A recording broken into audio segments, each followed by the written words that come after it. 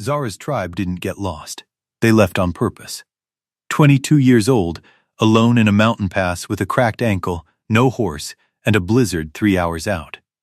Zara, lime green skinned, soft curved in the way her tribe called wasteful, stood in the snow and watched the wagon tracks speed away from her. Not slow. Not hesitating. Fast. The kind of fast that means someone made a decision and didn't want to be talked out of it. They sent her for firewood. They knew she'd be slow. They planned it. If you've ever been thrown away by the people who were supposed to love you most, this story is for you. Stay until the end. Hit like. Drop a comment with the city you're watching from. I want to see how far this story travels. The storm came the way the worst ones always do in the Ashevale Mountains. Not gradually. Just a hard shift in the wind, and then the sky going the color of dirty iron from one horizon to the other. Zara felt it before she saw it. She'd been moving through the tree line for 20 minutes, breaking dead branches from ironbark pines, stuffing them into the canvas sling over her shoulder. The cold had worked its way through her cloak and into the muscles along her left side. Her ankle, the one that had never healed right after the ridge fall 2 summers back, the one her stepmother Marta called her bad side, the same way you'd refer to a broken tool, had started to ache the way it did when weather changed. She looked up through the branches. The light was wrong. Too dim for mid-afternoon, yellowing at the edges. That sky meant snow. Not the gentle kind. She turned around and started back toward the wagon. The canvas sling was only half full. Not nearly enough for a night this cold. Marta had been explicit that morning. Fill it completely. Don't come back with less than a full load. Zara had learned not to argue with Marta about firewood or about much of anything. She moved as quickly as her ankle allowed, which wasn't very, jabbing her walking staff into the frozen ground to stabilize herself, moving in the lurching, asymmetrical rhythm she'd long since stopped being embarrassed about. She emerged from the tree line into the clearing where they'd stopped, the clearing where the wagon had been. The wagon wasn't there. For a moment she just stood and looked at the empty space the way you look at something that doesn't make sense yet. The clearing was roughly circular, 60 feet across, with dead grass pressed flat by early frost. There were ruts in the ground where the wheels had sat, boot prints, her stepbrothers Doran and Breck, Marta's narrow-heeled tread, her father Torak's distinctive wide-set gait, and a single set of smaller prints, her own, leading away from the camp and into the trees. Father? Her voice came out smaller than she intended. She tried again, louder, nothing. Just wind moving through the pass and the distant creak of branches. The ruts in the ground told the story plainly enough once she made herself look at them. The wagon had been turned. The tracks showed the horse backing up, repositioning, and then moving east, further into the pass, not back the way they'd come. She stood there holding her half-full sling of firewood and looked at those tracks moving away from her. She told herself there was an explanation. Maybe the storm had spooked the horse. Maybe someone had gotten hurt, and they'd had to push forward to find shelter. She told herself all of this while her eyes moved slowly over the tracks on the ground. The thing about tracks in soft snow and frozen mud is that they don't lie. They show you speed. They show you direction. They show you intention. And those tracks, her family's tracks, her father's wagon, everything she owned in the world, those tracks were moving away from her at a pace that wasn't panicked. The wheel furrows were deep and even. The gait of the horse's hooves was controlled. They had walked away from her deliberately. At a measured pace. Zara sat down in the snow. She didn't cry. Not yet. She thought about the night 3 weeks ago when she'd heard them talking by the fire. She hadn't been meant to hear it. She'd been half asleep in the back of the wagon, and their voices had carried on the still night air. The girl can't make it through the pass. Torik, not with that ankle. She'll slow us down, and we'll all die trying to carry her. She's my daughter. She's a liability. We have 3 children to think about. A long silence. Then her father's voice, low and tired. I'll think about it. She had told herself she'd misunderstood. She looked at the tracks. She had not misunderstood. She spent the first night under a deadfall ironbark at the edge of the tree line. She built a fire the size of her 2 fists, that was all she could afford, and ate the last of the food she had on her. Half a flatbread so hard it nearly cracked a tooth. A piece of dried venison from the bottom of her coat pocket, chewed slowly to make it last. It wasn't enough. It was nowhere near enough. She took inventory the way a person ought to when they're in a situation like this. Practically, without panic. 1 cloak, worn but intact. Good leather boots, slightly too big. A canvas sling. 20 pounds of firewood, maybe 2 nights' worth. A flint striker. A small folding knife. A tin cup. No food. No water except what she could melt from snow. In the morning she would follow the wagon tracks east. Not because she expected her family to come back. She'd already stopped expecting that. But because east was the way out of the pass. There might be a settlement at the other end. There might be travelers, or there might not be. She didn't sleep much. The cold wouldn't let her go deep enough. She kept surfacing to feed the fire, and each time she surfaced she was aware of how dark it was and how far away from anything human she was. She thought about her father. About the specific quality of watching someone you believed loved you choose otherwise. She didn't let herself cry because crying cost warmth and water, and she couldn't afford to spend either. The tracks had been mostly covered by new snow by the time she started east in the morning. She followed the faint depressions as best she could, moving slowly, stopping often to rest the ankle. By midday she'd discarded the firewood. Too heavy. The loss of it felt like losing the last thing she had. The snow was persistent now, wet, settling into her collar, melting against her skin, and then refreezing when the wind picked up. Her cloak was soaked through by noon. By late afternoon she wasn't sure she was still following the tracks or if she'd drifted off somewhere into the trees. By the time the light was failing for the second day, she knew she wasn't going to make it out of the mountains. She understood this clearly, without emotion, like reading a map. The distance was too great, the cold was too deep. Her ankle had gone from dragging to something closer to buckling every few steps. She'd fallen twice in the last hour. The third fall, she thought, might be the last. She found a hollow between 2 large boulders out of the wind and sat down against the cold stone. She had no wood. Even if she had wood, she wasn't sure she had the fine motor control left to use the flint. Her fingers were past numb. She leaned her head back against the stone. I don't want to die. She thought it with a kind of mild surprise, the way you note an interesting fact. She'd been too cold and too exhausted to feel much of anything for 2 days. But there it was, rising up through the fog. I'm 22 years old, and I have never been anywhere or done anything. And I don't want to die in the snow. The thought didn't lead anywhere useful. The mountain didn't care about what she wanted. The wind had died. The snow was falling straight down now, thick and fast, settling on her cloak and her hair and the tops of her boots. She was aware that if she kept sitting here, the snow would simply cover her. She was aware of this and could not quite make herself move. Then she heard something. Not sound exactly. A change in the quality of the silence. Something in her immediate world had shifted. She opened her eyes. There was a shape above her, large, standing between her and the snow-heavy sky. The shape resolved itself slowly into a man.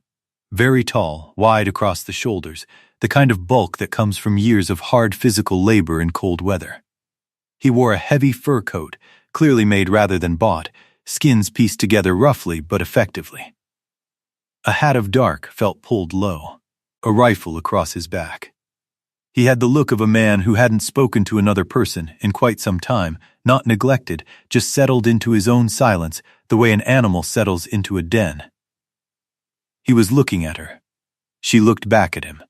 For a moment, neither of them moved. Then he crouched down slowly, the way you'd crouch near something that might bolt, except she was far too frozen to bolt anywhere. His eyes moved over her.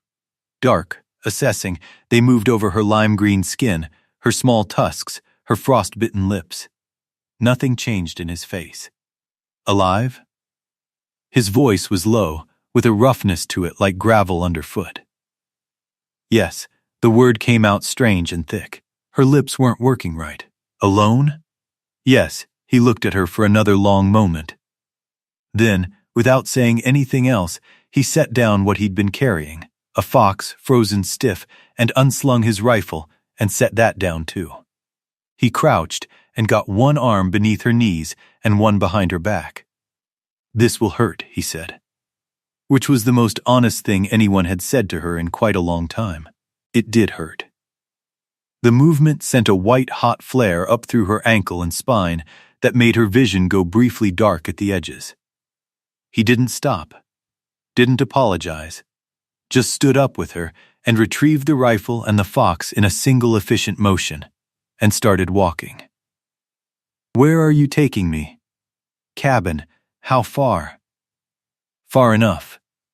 She wanted to ask more questions, but the cold had taken most of her words, and the motion of being carried was jostling the ankle into a steady, brutal ache that occupied most of her remaining attention. She watched the snow fall past the brim of his hat. She listened to his breathing, steady and controlled, the breathing of a man doing hard work who'd done hard work before. The trees moved past. The world was white and gray and getting darker. At least I'm not dying in the snow. And then she thought nothing at all for a while. She came back to herself by degrees. Warmth first, a deep animal warmth she felt in her bones before she felt it on her skin, the kind you only understand after you've been truly dangerously cold. Then smell. Wood smoke, pine resin, something animal. Then sound, fire, the pop and shift of good burning wood. Then pain. Her ankle had settled into a deep volcanic throb. Her fingers and toes were doing something between tingling and burning as the blood came back to them, which she knew was good and felt terrible. She opened her eyes. The ceiling was rough-hewn timber, close above her. She was on a cot, covered with heavy furs. The room was small. She could see most of it from where she lay. A stone fireplace taking up most of one wall. A rough table with 2 chairs. Shelves stacked with dried goods, pelts, tools, a single oilcloth window. An iron stove with a pot on it. And a dog. Sitting 3 feet from the cot, watching her with the steady, unblinking attention that only large dogs and very old people seem to manage. Enormous, pale gray fur, yellow eyes, an expression of complete neutrality that was somehow more unnerving than aggression would have been. Zara and the dog looked at each other. "He won't bother you, unless I tell him to." She turned her head. The man was at the fireplace, his back to her, doing something with the pot. He'd taken off the fur coat and the hat. His hair was dark, with threads of gray, longer than was fashionable, pulled back roughly. Without the coat he was still large, broad-shouldered, long-armed. She could see scarring on the side of his neck that disappeared into his collar. "What's his name?" she said. He glanced over his shoulder at the dog. Rack, rack, the dog's tail moved once, a single, slow sweep, then stopped. "That's an unusual name. It's his name." She looked back up at the ceiling. "What's yours?" A pause long enough that she thought he wasn't going to answer. Kyle Voss." He brought over a cup, some kind of broth, barely anything, mostly hot water with a faint brownish tinge. She tried to sit up, and her ankle reminded her that sitting up was currently not a casual act. He watched her struggle without offering to help. Then, when she'd gotten herself propped against the rough wall, he held out the cup again. "Drink it slow." She took the cup in both hands, fingers clumsy and not fully her own yet. The broth was thin and faintly salty, and the most welcome thing she'd tasted in as long as she could remember. "Thank you," she said. He'd already turned back to the fire. Over the next 2 days, Zara pieced together what she could about K.L. Voss. He didn't offer information voluntarily. But she was observant and had spent most of her life reading between the lines of what people said and didn't say. And she watched him carefully. He was a trapper and a frontier guard. She gathered this from the pelts everywhere and the heavy Border Patrol insignia worn into the leather of his pack, faded but legible. He ran lines somewhere in the mountains above. He was skilled. He had lived alone here for a long time. The cabin had the quality of a space that had never been organized for more than one person. One chair angled toward the fire, one cup, one plate. Everything at a height and placement that worked for someone of his specific size and reach. She learned on the second day that his right knee had been damaged at some point. He'd adapted past limping, but she could see the way he placed his weight getting up from a crouch. It wasn't recent. It was an old accommodation. She did not ask about the scars. On the 4th day, her ankle was functional enough to move around the cabin carefully. She waited until evening when K.L. had come back from his trap line and was eating at the table. She sat down in the other chair. "I need to understand what this is," she said. He looked at her over his bowl. "What is this, me being here? What you expect? What the arrangement is?" He set down his spoon. "What kind of expectations are you worried about?" he said. "The obvious kind." He looked at her steadily. "No," he said. "No, you don't have them. Or no, you won't act on them. No to both." He picked up his spoon again. "You're in no shape, and you can't get out of the mountains until spring.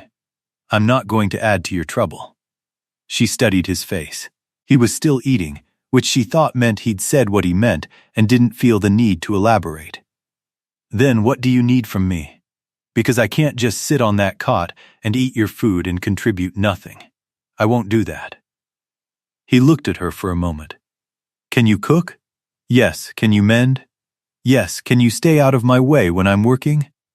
That depends on how much space you need." The corner of his mouth moved. It wasn't quite a smile. It was the facial equivalent of someone making a note. "That's the arrangement then," he said.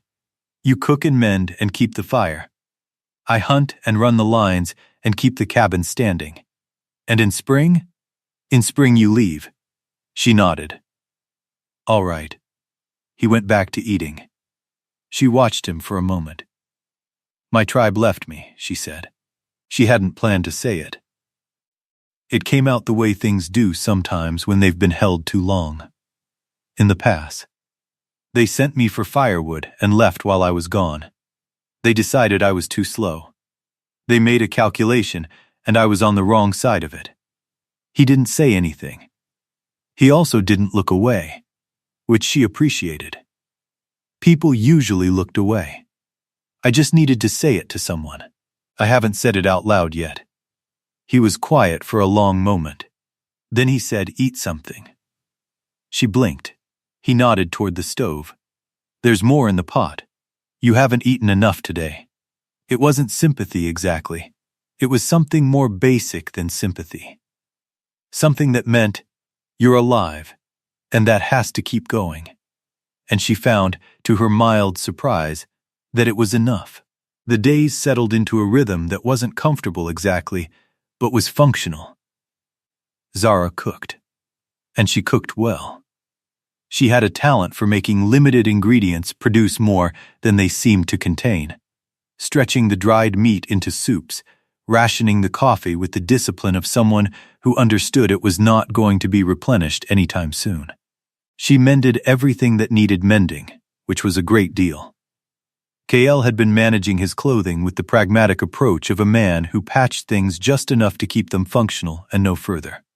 She worked through it systematically, and each morning when he dressed, she could see him register, briefly and without expression, that something was different about how his clothing fit.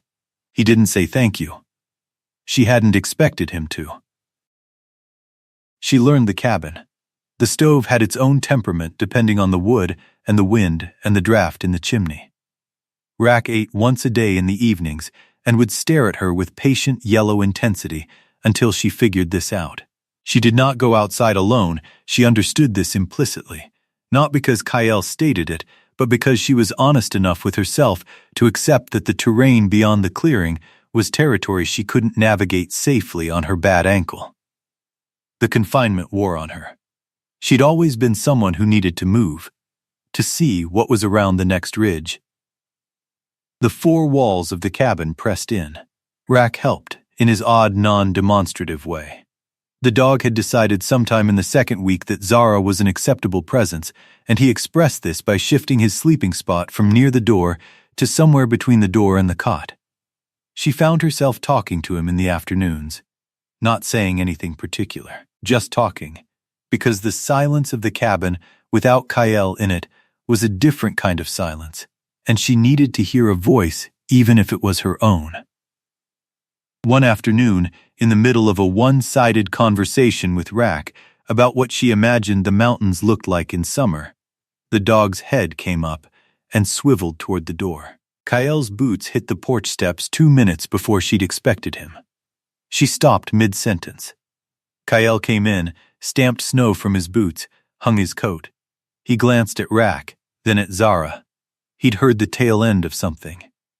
"Talking to the dog," she said. "He won't answer. He's a good listener." Kyle hung his hat. He listens when he feels like it. Rest of the time he's thinking about rabbits. She looked at the dog, who had returned to his neutral expression. I don't blame him. Something in the air shifted slightly, a fraction less weight.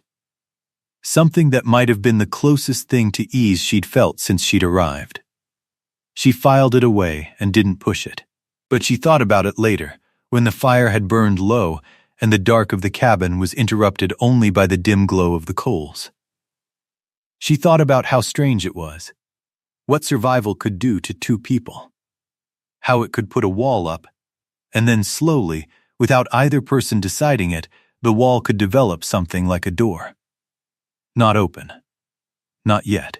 Just the possibility of opening. The hard conversations happened slowly, in pieces, the way conversations with guarded people always do. Nothing straight on, everything at an angle. She told him about growing up in the tribe, about her mother's textile stall and the smell of it, dyes and wool and the sweetness of new cotton. About her father, about how Torak had loved the tribe in a sincere but impractical way, the way some men love things they're not very good at. About her mother's death, which she could now recount with the flatness of a story told internally so many times it had worn smooth. Kale listened. He didn't prompt, and rarely asked questions. But she'd come to understand that wasn't disinterest, it was how he absorbed things, slowly, taking them in rather than responding in real time. Occasionally he'd reference something she'd said days later, which told her he'd been sitting with it. "You said your mother taught you to mend," he said one evening, unprovoked, while working a piece of rawhide into a trap trigger. Yes, she used to say that the difference between someone who mends and someone who just makes stitches is whether she understands what the material wants to do. The grain of it, the way it pulls in one direction. You have to work with it instead of fighting it. Kyle was quiet for a moment. "That's how trapping works," he said. "You learn what the animal wants to do, where it wants to walk. Then you put the trap there." She looked at him. "I never thought of it that way." Most things are the same when you get down to it. It wasn't a profound statement exactly, but it was more than he usually offered, and she found herself turning it over for the rest of the evening. What she told him and what she didn't tell him were not entirely the same thing. The facts of the abandonment she gave him, the clearing, the tracks, the arithmetic of what her tribe had decided she was worth. The interior life of it she kept mostly private, not because she was ashamed of it, but because she wasn't sure language could carry it accurately. and she'd rather say nothing than say something imprecise about a thing that precise. He never offered his own equivalent story. The years alone, the scar, the reason for all of it, that stayed behind whatever wall he maintained, and she kept her promise to herself not to grab for it. But he listened to hers with a steadiness she'd started to trust. Sometimes that was enough. Sometimes it was more than she'd had anywhere else. The morning Kyle didn't come back on time, she didn't worry immediately. She kept the fire going and finished the flatbread she'd been making and fed Rack and waited. The sky had been doing something troubling all morning, that low iron gray she'd learned to mistrust, the gray of something with weight behind it. The wind had been building from the northwest, which Kyle had told her once was the direction the worst storms came from. By late afternoon, the storm had arrived in earnest. The wind hit the cabin in gusts that made the walls creak. The temperature dropped fast enough that she could feel it even inside. Rack was at the door. He'd been there for the last hour, which he only did when he was waiting for Kyle. Zara fed the fire and tried not to calculate how long a man could last in a blizzard with wind like that. She tried to focus on the practical. The fire needed wood. The flatbread needed to be moved off the hot center of the stove. She did all of these things with the careful deliberateness of someone keeping themselves useful so they don't fall into panic. 2 hours after dark, Rack's head came up. Zara was on her feet before she'd consciously decided to move. She grabbed the heavy coat she'd been using, one of Kyle's older ones, enormous on her but warm, pulled it on and opened the door. The cold hit her like a wall. She grabbed the doorframe and looked out into the dark and the horizontal snow, and for a moment saw nothing. Then she saw the shape at the edge of the porch steps. He was moving, which was the first important thing. He was upright, mostly, but he was moving wrong, listing to one side, one leg not tracking the way it should. Kyle, she was down the steps before she thought about the ice on them, grabbing his arm. He was heavy, far heavier than he looked, and he was putting almost none of his weight on his right leg. "What happened?" "Get inside," he said. Rough but controlled. They went up the steps together, him using the railing and her taking as much of his weight as she could manage. They made it through the door. She kicked it shut behind them. In the light, she could see his right leg below the knee was dark. Not wet dark from snow. Dark, dark. "Sit down." He started to say something. "Sit down, Kyle." Something in her voice, some frequency she hadn't used before, made him sit. He lowered himself to the chair with a controlled care that told her how bad the leg was, because Kyle Voss did not move carefully unless he had very good reason. She crouched in front of him and cut the frozen fabric away with her knife. It was in fact about as bad as it looked. A branch, broken, jagged, had torn through the flesh of his lower leg. The wound was irregular, maybe 4 inches long and deep. It had bled significantly and was still going, slowly. When did this happen? 2 hours ago. Maybe more. "You walked on this for 2 hours? Didn't have another option." She looked up at him. His face was very controlled, which meant it was costing him something to keep it that way. There was a white edge around his mouth she recognized from watching people manage serious pain. "I have to clean it and close it." "I know." She found the whiskey, the needle and thread, put water on the stove to boil, tore clean rags into strips, brought everything back. She pulled the other chair in front of his and sat. "This is going to hurt," she said, because he'd said it to her in the snow, and she understood now why he'd said it. "A lot." "I know that too. Hold the chair." She cleaned the wound first. The whiskey went on directly, and he made a sound that was almost nothing, almost completely suppressed. But she felt the muscles in his leg go rigid under her hands, and she pressed harder rather than lighter because stopping partway through was worse than going quickly. "Talk," he said through his teeth. "What?" "Say something, anything." she pressed the cloth to the wound and held pressure and talked. Something about the flatbread, about rationing the grain, about whether the proportion of fat made a difference in how it held together. She kept her voice as level as she could manage while her hands did what they needed to do. He held the back of the chair with both hands and breathed. I have to stitch it. I figured. I've done it before. Not on anything this size, but I know what I'm doing. He looked at her. In the firelight, his face was open in a way she hadn't seen before, like pain had taken down something he usually kept up. I believe you, he said. She hadn't expected that. She almost asked him to repeat it. Instead, she threaded the needle and started. She worked methodically, the way her mother had taught her to work on difficult material. Not thinking too far ahead, just the next stitch, and the next, and the one after that. He didn't make a sound. He breathed. Occasionally, he'd tighten on the chair back, the wood creaking with the force of it, and she'd feel the muscle cord beneath her fingers and wait a beat, and then continue. Rack placed himself against Kayel's left leg and leaned there with the steadiness of a dog who understood something was wrong and had made a decision about what to do about it. 12 stitches. She tied off the last one and sat back. It's done. He looked down at it. He took a long breath through his nose and let it out slowly. Thank you. His voice was different. Not softer exactly, but the layer had changed, like something close to the surface. She wrapped it tightly. Then she stood up, and her legs were unsteady in a way she hadn't permitted herself to notice until just now. You need to get to the cot. I'm fine in the chair. The chair is not where you sleep when you have a wound like that. She looked at him steadily. Don't argue with me about this. Something that might have been amusement crossed his face, barely visible under the exhaustion. You're different, he said. Different from what? From when I found you. You found me half frozen. Most things would be different from that. That's not what I mean.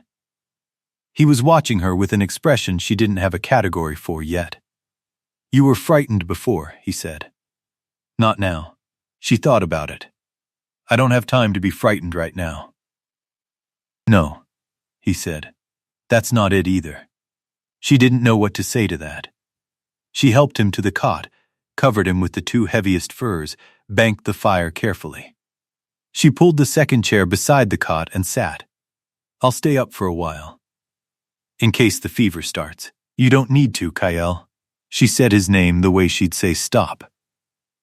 He looked at the ceiling, jaw tight, the particular difficulty of a self-sufficient man accepting that tonight he was not self-sufficient. All right, he said. She sat back in the chair. The fire burned. Outside, the blizzard threw itself against the cabin walls. Inside, the fire held. Kayel's breathing slowed and evened out as exhaustion overtook pain. Rack climbed onto the cot at his feet. She suspected this violated some rule that was currently suspended by circumstance, and curled there with a heaviness that said he was staying. Zara sat and watched the fire, and thought about what Kayel had said. You were frightened before. Not now. She hadn't realized it herself until he'd named it. She tried to locate the frightened person she'd been in the snow and found she could remember her clearly. The cold, the despair, the absolute helpless smallness of it. But that person felt oddly distant, like someone she'd heard about rather than been. It wasn't that the danger was less.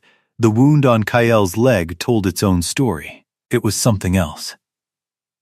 Something that had to do with having been useful in a way that mattered. The meals that had kept both of them fed. The clothing she'd repaired.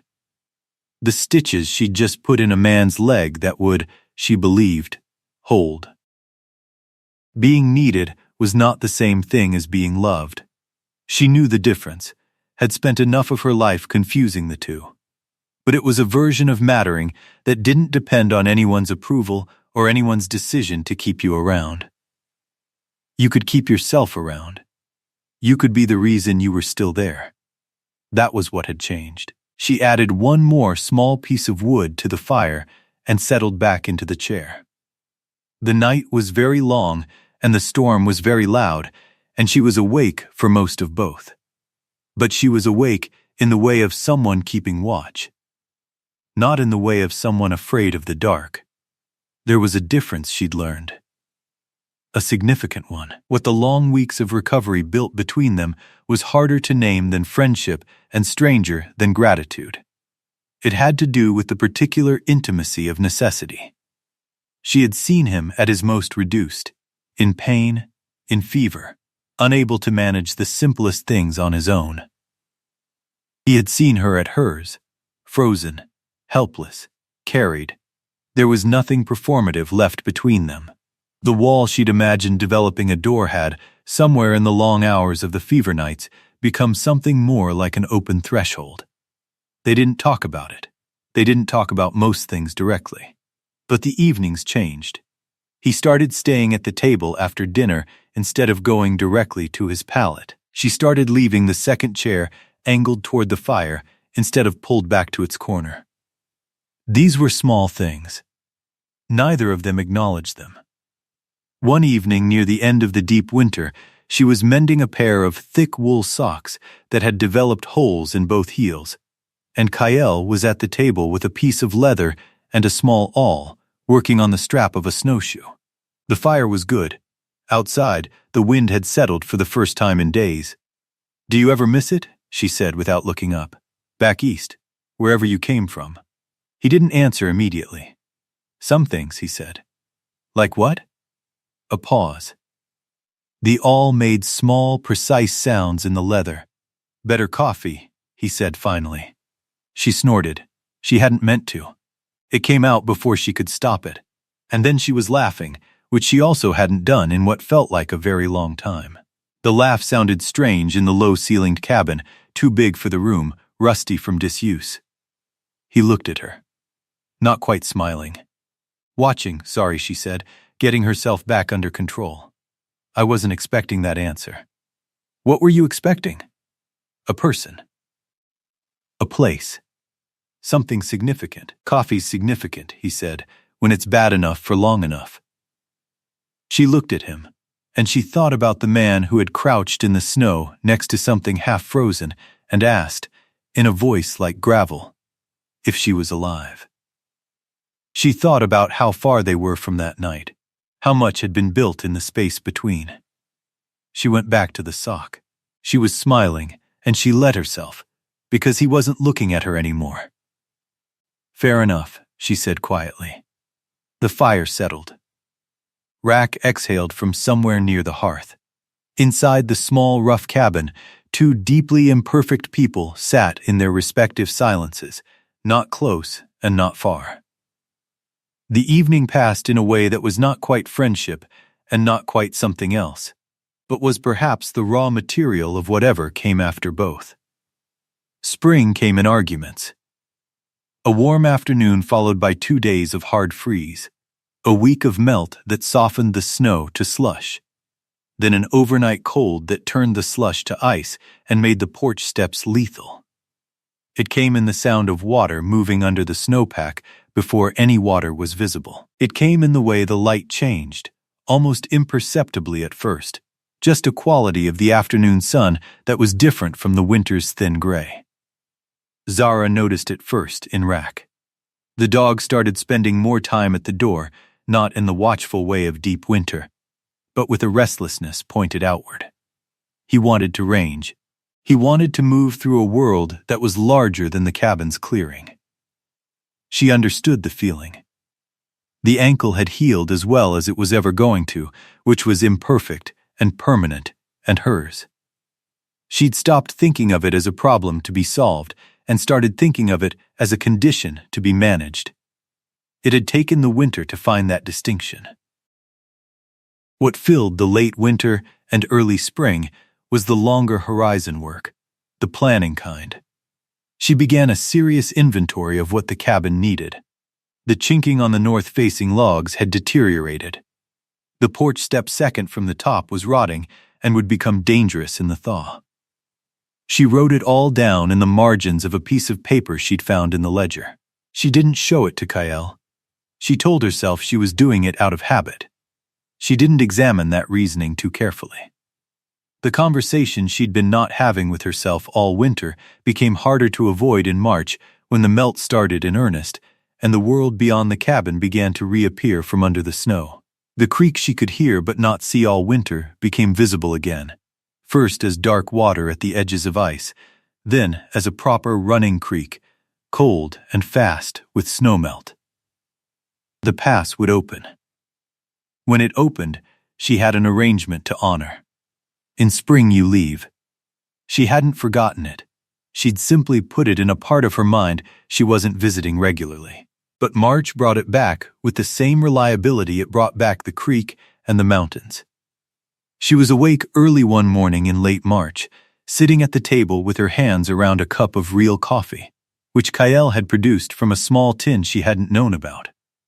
Appearing one morning with an expression as close to conspiratorial as his face was capable of getting, she was thinking about what came next. She had no home to return to, no tribe, no money, no property, no particular destination.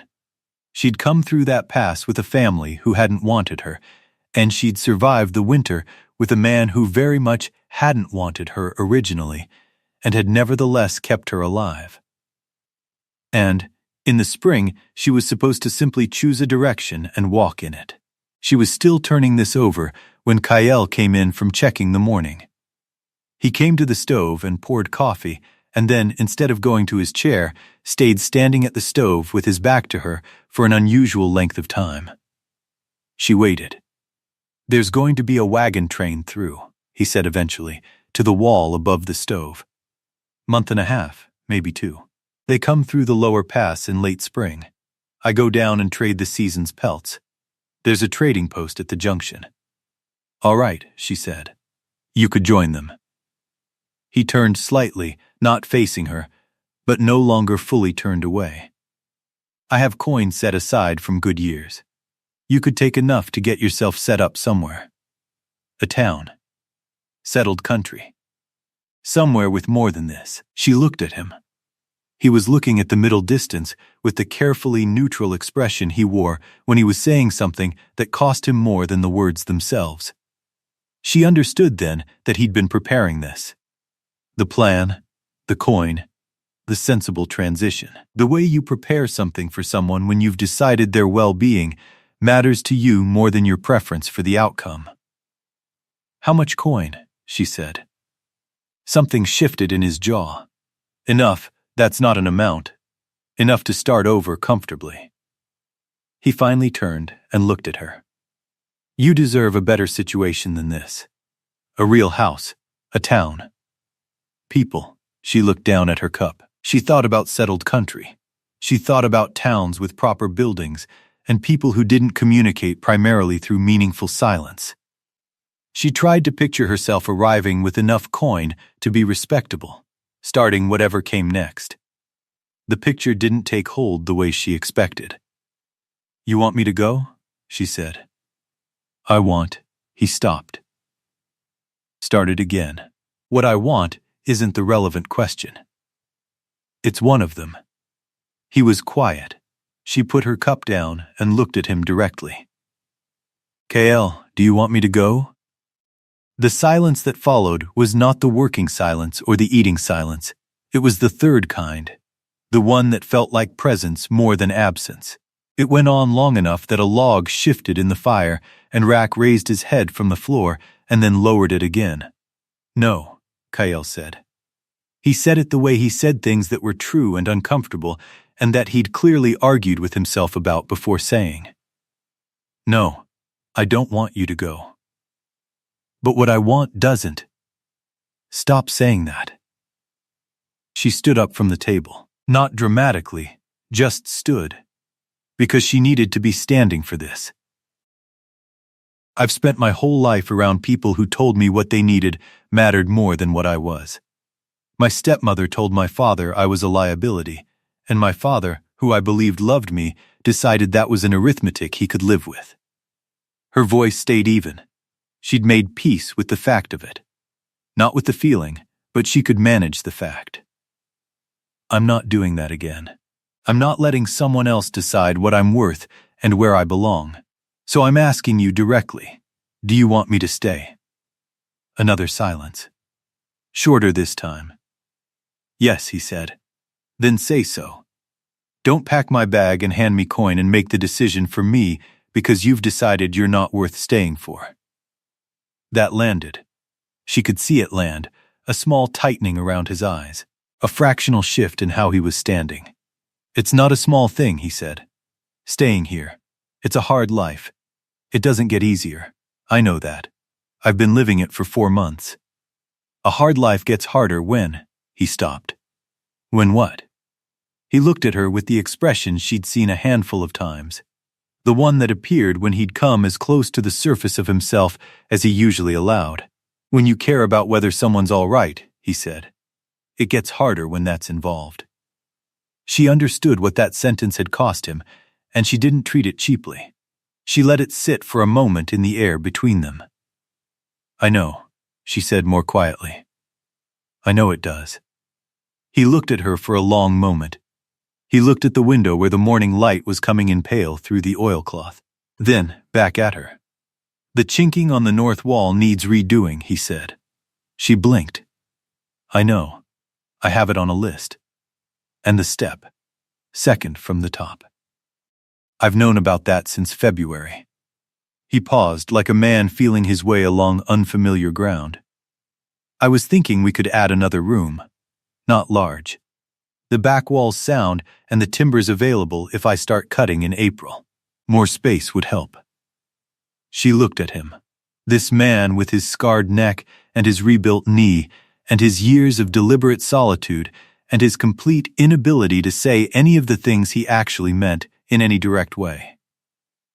She felt something move through her chest, warm and certain, and she didn't try to name it or manage it. She just let it be there. It would help, she agreed. We should also think about a root cellar before next fall. There's a spot on the east side that would work. I'll add it to the list. He nodded. He took his coffee to the table and sat down. She sat down across from him. They drank their coffee in a quiet that was not silence exactly. Never exactly silence now. With the creak audible and the birds starting to return and Rack's occasional movement on the floor. But a quiet that had ease in it. The kind that belongs to people who have been through something together that neither of them would have survived alone. And who have stopped pretending otherwise. 6 weeks later, Zara stood on the porch and watched the wagon train move through the valley below, small with distance. Maybe 20 wagons, the dust cloud of real spring behind them. She watched them for a while. Rack sat beside her, leaning against her leg in the way he'd started doing sometime in February. She thought about herself 4.5 months ago, moving through a mountain pass believing that the people ahead of her were the fixed point around which her life was organized. She thought about her father, still believed he'd loved her, still believed it had cost him something to do what he'd done. But love and choice were separate things. He'd made his choice. She'd been building her life in the aftermath of it, the way you build after a flood, using whatever materials are still sound, putting them together differently than before. The woman in November had been waiting. She understood this in retrospect. Waiting for someone to tell her where she was supposed to be. Waiting to matter to someone on terms they set. She'd stopped waiting somewhere between the fever nights and the first morning Rack had leaned against her leg. She wasn't sure exactly when. Only that she'd looked up one morning and found she wasn't doing it anymore. Kael came out of the tree line carrying timber across one shoulder. He walked up to the porch, set it down, straightened, and followed her line of sight to the valley below. They watched the wagons for a moment together. You should go down, she said. Trade the pelts, get the roofing material. We'll both go, he said. You need boots. Those ones won't last another winter. She looked down at her boots, resoled twice, held together in 3 places with rawhide and determination. I've been meaning to mention those. I know, you didn't want to add to the list. She looked at him. He wasn't looking at her. He was still watching the wagons, but the corner of his mouth had moved. I'll add them now, she said.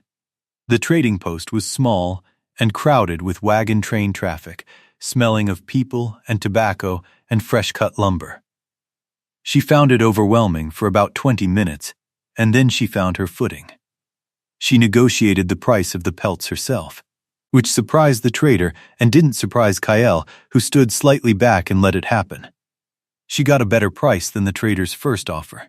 She bought real coffee, cornmeal and flour and salt, dried fruit, roofing material. And on an instinct she didn't second guess. A small pane of actual glass to replace the oilcloth window. Expensive. She didn't regret it for a moment. As they were loading the sled, a woman from the wagon train approached her. Maybe 40, trail weathered, with the look of someone who'd been moving for months and had made peace with it. "You're not with the train," the woman said. Her eyes moved briefly to Zara's green skin, her small tusks, and settled, the way sensible people's eyes settle when they've decided what they think. "No," Zara said. "I live up the mountain." The woman glanced at Kyle loading timber onto the sled, then back at Zara. "Been here long? Since last autumn? Through the whole winter? Alone?" "Not alone," Zara said. The woman looked at her with the evaluating look of someone wondering about the shape of her situation. "It's a hard country," the woman said finally. "It is," Zara agreed. "It's also mine." She hadn't planned to say it. It came out with the simple certainty of something she'd known without knowing she knew it, and she stood with it for a moment after it left her mouth, testing it. It was true. The mountain and the timber and the cold and the particular quality of the air up there, the creek and the cabin and the morning light through the oilcloth, and now, soon, through glass. It was hers in a way that was different from ownership. It was hers because she'd bled for it in the particular way of a person who nearly dies somewhere and then chooses to stay. Because nothing is truly yours until you've paid for it in something real. The woman nodded as if she understood this and moved back toward her wagon. Kyle appeared at Zara's shoulder. "Ready?" he said. Yes. They turned back toward the mountain. The ride up was long, and she was tired from the noise of the trading post, and she let herself be tired without fighting it, swaying slightly with the motion of the sled, watching the valley fall away behind them. The afternoon light was doing something particular to the mountains above, turning the snow on the high peaks to something between gold and pink, the kind of color that only exists for about 20 minutes around this time of year. "The light on those peaks," she said. Kyle looked, held on it for a moment. "April is better," he said. "Sometimes in April, when the clouds are a certain way, it goes red. Real red? Real red. You'll see it." She looked at him. Next April. He was talking about next April, naturally, without making a point of it. The way you mention a seasonal thing to someone who's going to be there for the season. The way you share the calendar of a place with someone who belongs to it. She faced forward again. "I want a garden," she said. "On the south side of the cabin. The sun's good there in the afternoons. We could have vegetables by midsummer. Ground's hard to break up there." "I know. I'll start now and work it in pieces." A pause. "I'll help." She nodded. "You can help." The cabin came into view through the trees as the light was going, the stone chimney first, then the walls, the framed addition open to the sky, waiting on its roof. Rack was on the porch, watching their approach with his yellow eyes and his expression of complete neutrality. Zara got down from the sled. Her new boots hit the ground solidly. Her bad ankle said something mild about the long day, and she told it she'd sit down soon. She stood and looked at the cabin. Rough, small in, need of work in more places than the list she'd been keeping. Not the cabin of someone who'd ever had enough help, or enough time, or enough of anything except determination. Her tribe had calculated on an autumn morning that she was a cost they couldn't carry. They'd looked at her bad ankle and her full weight and run their numbers and decided the math didn't work. What they hadn't calculated was what she'd become without them. And this, she thought, was the thing nobody told you about being thrown away by the people who should have kept you.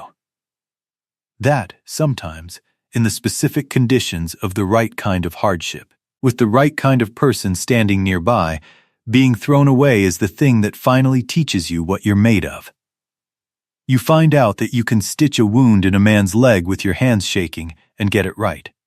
That you can negotiate a price in a crowded trading post and come out better for it.